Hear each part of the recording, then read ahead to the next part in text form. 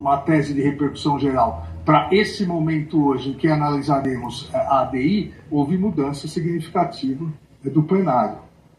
Então, obviamente, se isso poderá ser rediscutido via ADI, o que foi discutido no RE. Então, eu só quis fazer essa observação a partir do relatado por Vossa Excelência, porque essa é a questão mais importante que nós vamos discutir hoje. Todas as outras questões, ninguém tem dúvida sobre a constitucionalidade.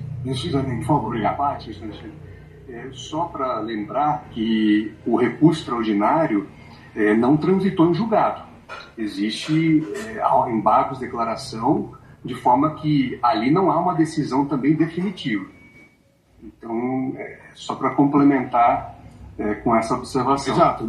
Tanto que na pauta seguinte seria os embargos de declaração, mas a grande questão é se na ADI nós vamos poder rever o mérito julgado, o que já foi julgado o mérito. Lá somente seria uma omissão, contradição, no caso de embargos. É importante pontuar, porque, na verdade, eu vou passar rapidamente pelos outros pontos e vou ficar somente nessa questão. Essa era a questão controvertida, saber se quem está no regime de transição está cogentemente no regime de transição ou se pode optar pelo regime. Então, presidente, com todo respeito, não parece que essa seja a questão mais importante. Essa vai ser a segunda questão mais importante. A primeira é se aqui nessa ADI nós vamos poder rever o que já foi definido no RE.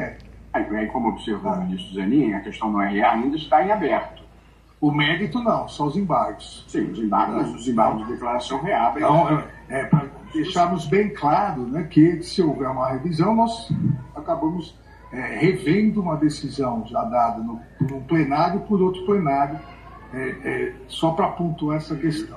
Eu acho que nós podemos até ter, não quero falar do caso, porque obviamente nós temos vários precedentes nessa situação em que paralelamente circulam ou tramitam ADIs e REs, podemos ter uma situação, claro que a decisão no controle concentrado é dotada de efeito vinculante e eficácia erga omnes. E, eventualmente, se tivéssemos uma decisão em RE, ela seria passível de revisão nos embargos de declaração. Isso também seria possível de ser feito. Há precedente, ministro Gilmar, eu acho que é o nosso Tribunal de Provimento de Embargos de Declaração, porque supervenientemente, em ação direta, o Supremo decidiu de forma diversa. Tem precedente nesse sentido, mas ainda não estamos pré-julgando. Vamos ouvir o voto do ministro Alexandre. Não, presidente, eu não estou dizendo que não é possível. Eu quero que fique claro exatamente que essa ADI pode ser utilizada como embargos infringentes em relação ao recurso extraordinário. Essa é a questão que se coloca. Então, presidente, o primeiro tópico, eu passo rapidamente, foi arguído nas ADIs a inconstitucionalidade formal da Lei 9876 de 99. A Confederação requerente impugnou sob o argumento de que o projeto de lei da qual decorreu a aprovação da lei não teria observado o preceito do artigo 65, parágrafo único da Constituição, que impõe no processo legislativo federal a devolução da proposição à casa iniciadora no caso de alteração substancial na apreciação realizada pela casa revisora. A questão da alteração substancial feita pela casa revisora, que aprova, mas de forma bem alterada, ter que retornar. Eu afasto essa inconstitucionalidade formal porque cito aqui no voto vários precedentes. Na verdade, uma adequação de redação ela não significa uma alteração substancial. Não é possível aqui constatar, nesse caso, que houve uma alteração substancial na redação. O que houve, e ocorre várias vezes no processo legislativo, é um artigo somado com outro, uma emenda substitutiva, uma emenda aglutinativa, sem alterar propriamente o efeito normativo que produzirá a norma após ser aprovada. Então, eu afasto, mantendo inclusive o que o plenário da Corte já havia decidido em sede cautelar. O segundo ponto é o período de carência para a concessão do salário maternidade de determinadas seguradas. A impugnação do artigo 25, inciso 3º, e artigo 26, inciso 6º, da Lei 8.213, de 91. Como sabemos, a legislação previdenciária fixou períodos específicos de carência para a concessão de determinados benefícios.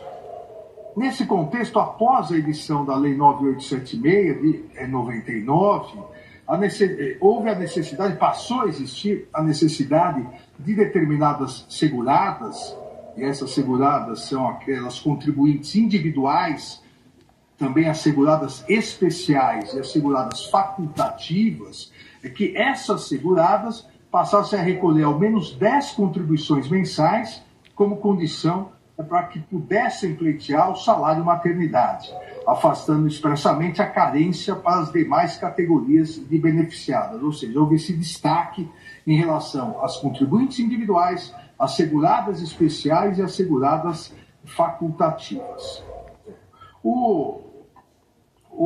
É importante salientar, e esse é um ponto fulcral aqui nessa ADI, que esse dispositivo que estabeleceu isso, na verdade, essa nova alteração, ela não trouxe grandes transformações do que era o dispositivo originário da lei. Então, mesmo após a alteração, e sofreu uma nova alteração com a Lei 13.846 de 2019, o que houve foram pequenas alterações terminológicas, topográficas.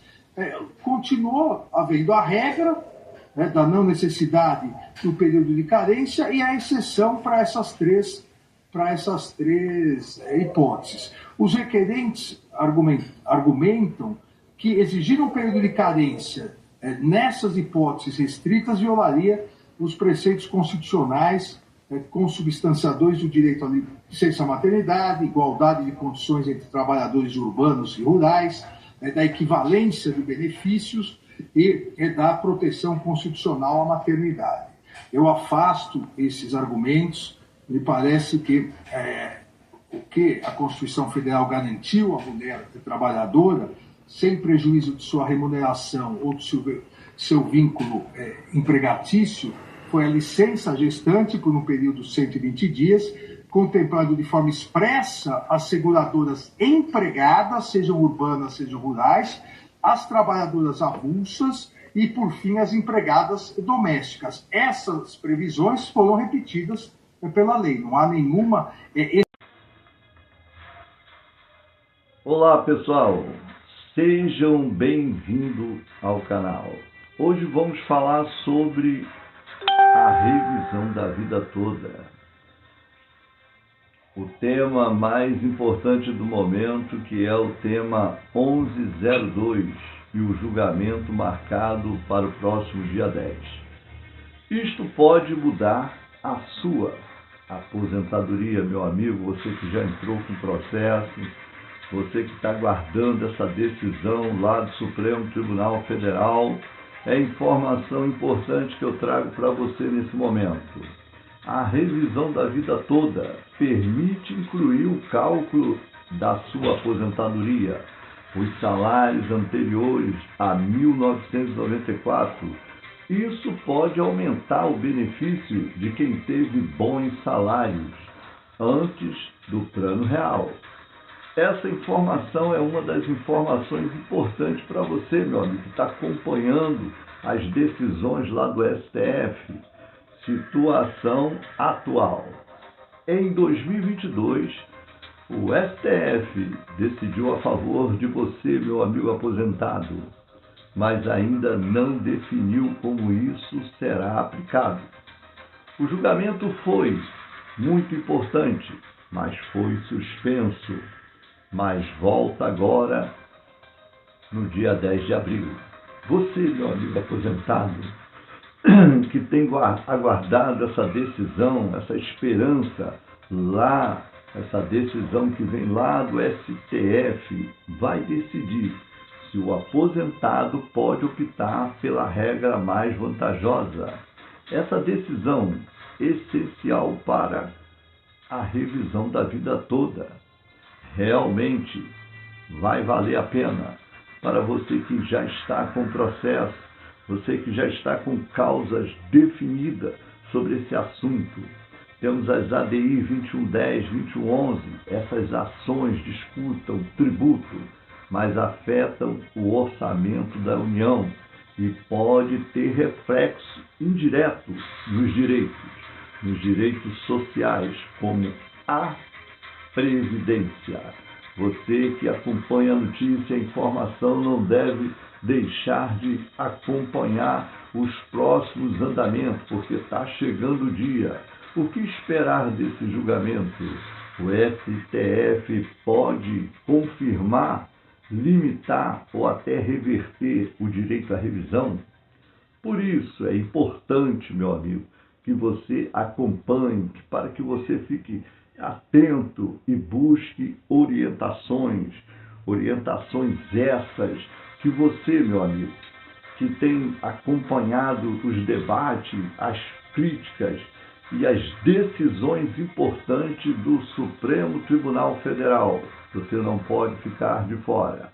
Se você se aposentou nos últimos 10 anos, revise sua carta de concessão, procure um especialista, não espere o julgamento para agir. As decisões são muito importantes.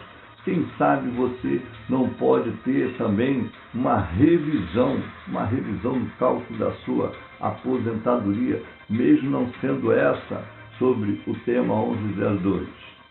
Agora, se você gostou do vídeo, curta, se inscreva, compartilhe, deixe seu comentário, fique ligado.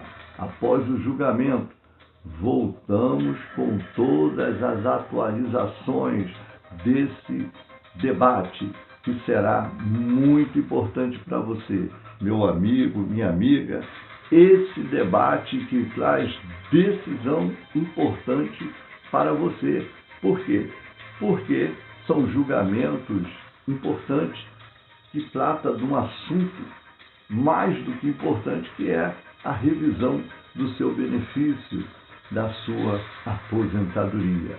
Então, meu amigo, não deixe de acompanhar as decisões, porque nós estaremos aqui, porque você não pode ficar de fora das decisões lá do Supremo Tribunal Federal. É um direito teu, é um direito nosso, e eu conto com a sua participação. Deixe seu comentário. Essa semana será uma semana decisiva para todos nós. Muito obrigado a todos. Fiquem todos com Deus.